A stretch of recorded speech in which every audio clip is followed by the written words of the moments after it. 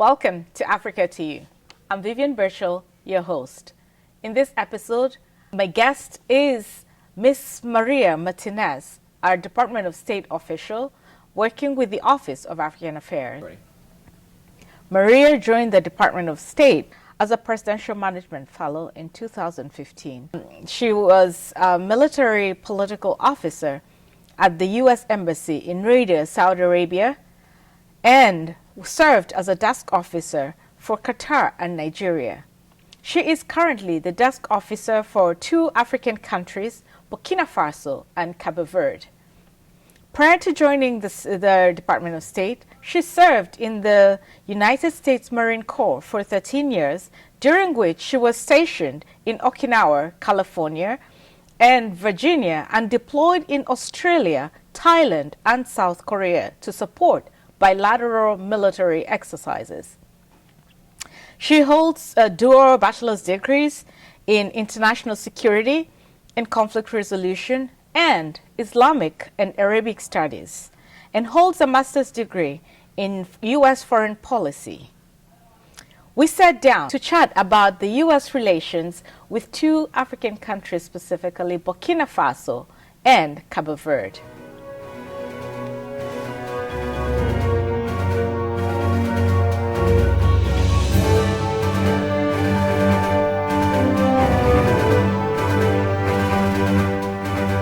Welcome to the show, Maria. Thank you for having me.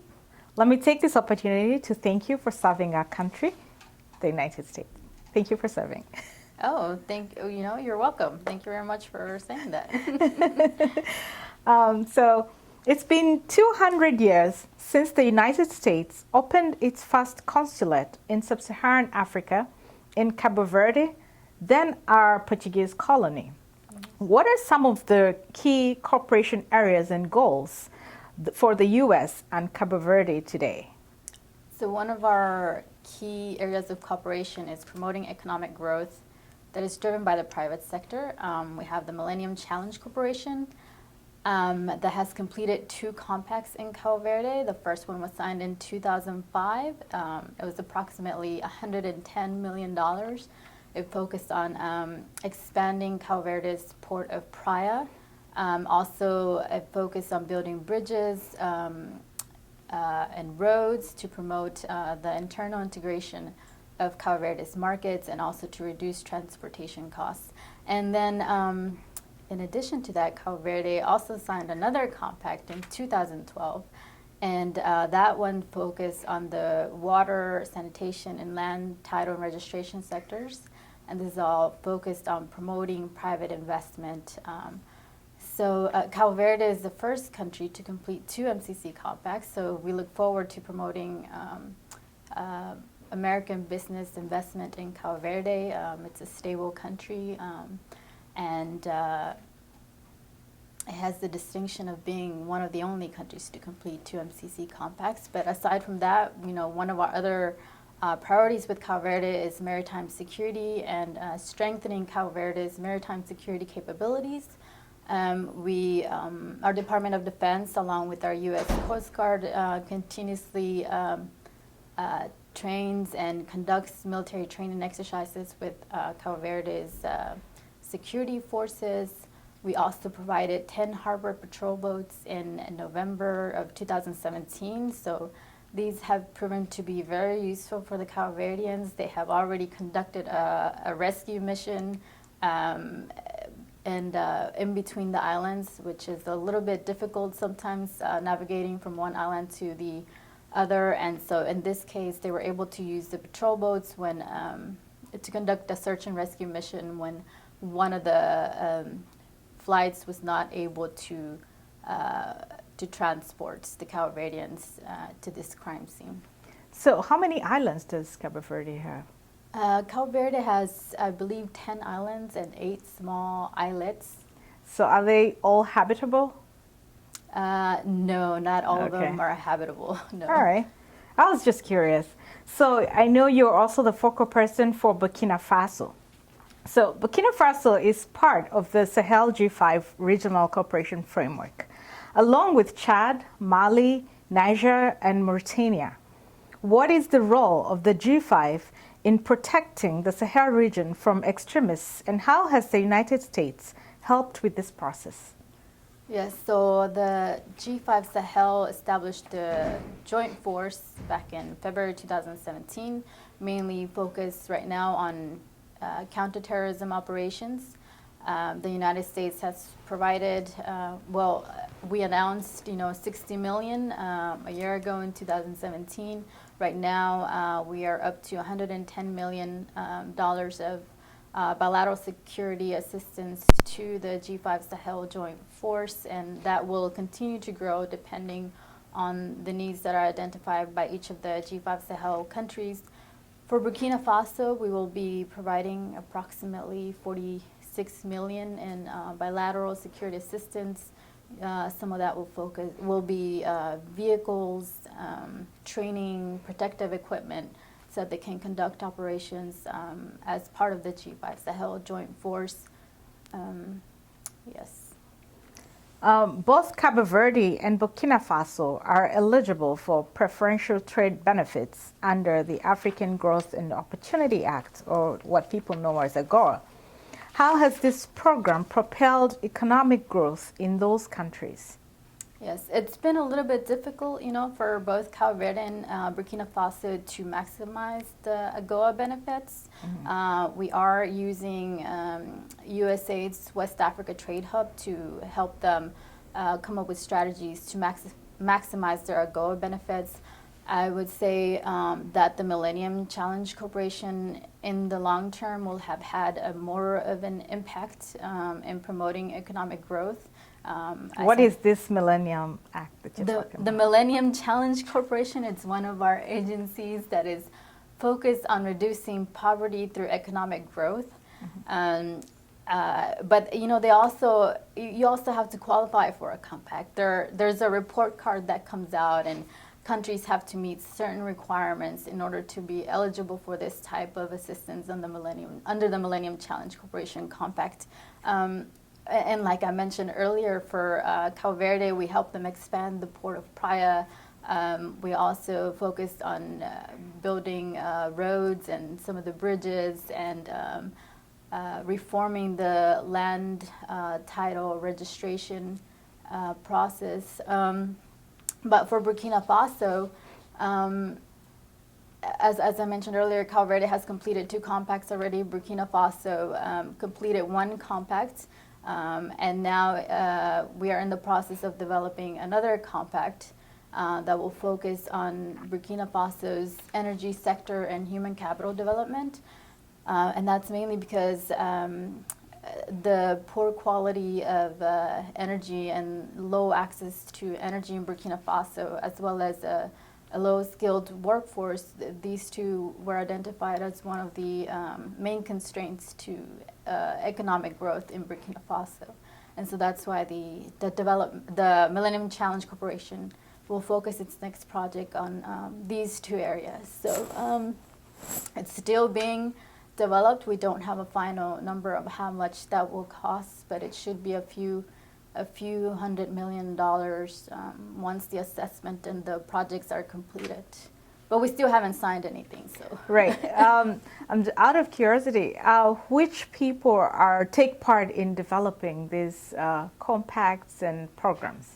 Yes, that's a very good question. There are many, many stakeholders involved. Of course, the Millennium Challenge Corporation has its own team, also working in cooperation with the government of Burkina Faso, the Minister of Energy, a lot of other people involved in Burkina Faso's energy sector. The Sonabil company, which is Burkina Faso's main energy company, of course, the president, Burkina Faso's leadership, our embassy is also involved, so many stakeholders. Yeah, the reason I ask that is it ties into my next question. The diaspora has been identified as critical stakeholders, potential stakeholders, since not many governments or organizations have really tapped into the diaspora. But some have really identified diaspora as critical players in the development of Africa. So we continue to seek ways of partnering with governments, nonprofit organizations, and businesses to contribute to Africa's development. So how would you advise the diaspora to contribute to the development and good governance in Cabo Verde, and Burkina Faso, and Africa in general? Yes, for Burkina Faso, I would say focus on private investment. There's a lot of opportunities in Burkina Faso's energy development. This administration, Burkina Faso's current administration, has a big focus on developing Burkina Faso's energy sector, solar energy. So I would encourage the diaspora to focus on investment opportunities and then work with the State Department, work with the Burkina Faso embassy, to identify what type of programs and loans are available to help the diaspora get involved in investing in their particular country of interest. I would say the same for Cabo Verde. And I would also add, collective remittances, which is one of the models is hometown associations, which Mexico has as a model, and also a few other programs. But collective remittances is basically the diaspora coming together, identifying a project that they want to focus their remittances on, whether it's a clinic or a school, and focusing the funds towards that type of infrastructure. It's interesting you say that, because as Africans in Boston, we have created what we call a book of lists. We're trying to take inventory of African businesses, organizations in the New England area, a model which I think would benefit if all diaspora in the whole of the United States could adopt, so that when we identify projects with maybe by being run by the State Department or our home countries in Africa, we have a collective place where the different project implementers can tap into the capacities of the African diaspora. And I'm just wondering what other ways we could work with, say, the State Department, if the State Department is implementing projects, say, in Burkina Faso. Mm-hmm. How can you tap into what we have as the capacity we have as diaspora to implement some of those projects on the continent? Oh, okay. So, any advice on how we can work together? Come talk to us. Tell us about what you're interested in. Okay.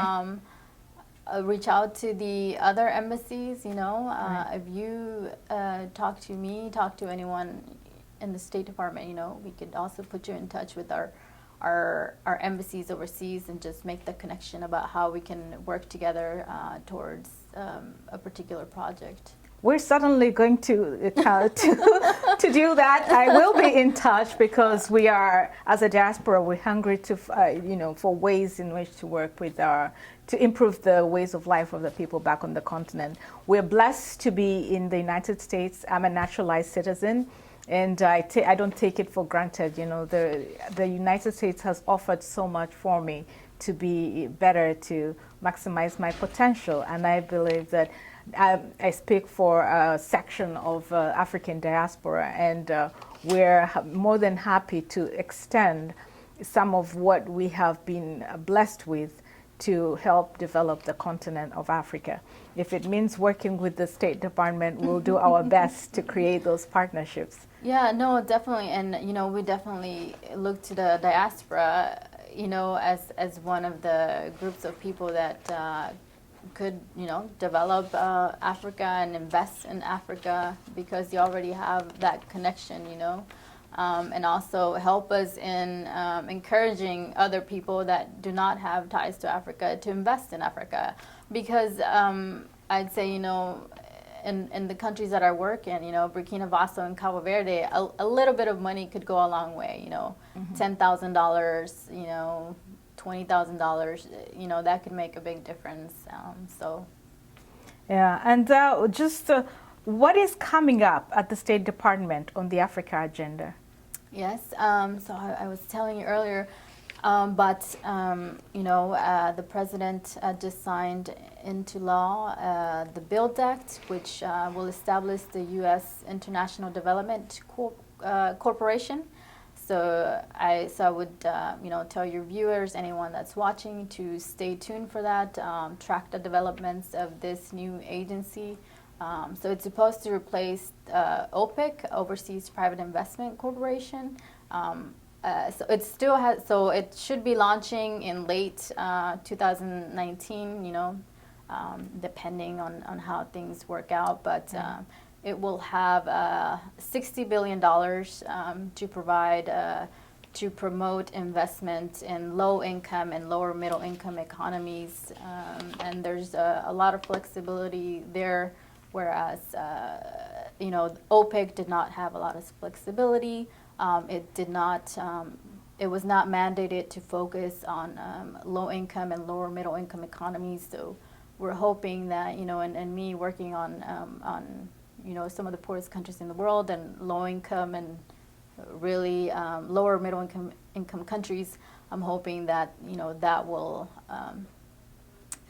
motivate some investors to invest in Africa through this new agency, the International Development Finance Corporation. So I would encourage everyone to stay tuned for how that develops.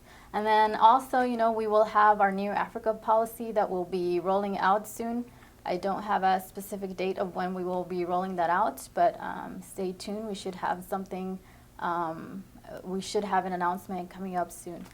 And also our Assistant Secretary for African Affairs will be having a hearing on our Africa policy on December 12th. He has been invited by the House Foreign Affairs Committee to provide a hearing on Africa policy. So stay tuned for that and to learn more about our policy in Africa and what we have coming up. Ms. Martinez, this has been a very informative session. We appreciate all this information because oftentimes as a diaspora and even as African governments and just citizens of the United States, we don't know what is happening behind closed doors. Mm-hmm. We don't know what is happening at the State Department. And it's very easy to assume that there is nothing going on in terms of bilateral relations with Africa. So this has been a great opportunity. Thank you for taking the time out of your very busy schedule to be my guest on Africa2U and teaching us a lot about the bilateral relations between the United States and African countries. And I hope to hear more in the future as these relations continue. And to our viewers, for more about Africa, visit africa2u.org. or email me at africa2u.vivian@gmail.com. And you can also watch our episodes at the ActonTV YouTube channel. Thank you for watching Africa2U. Till next time.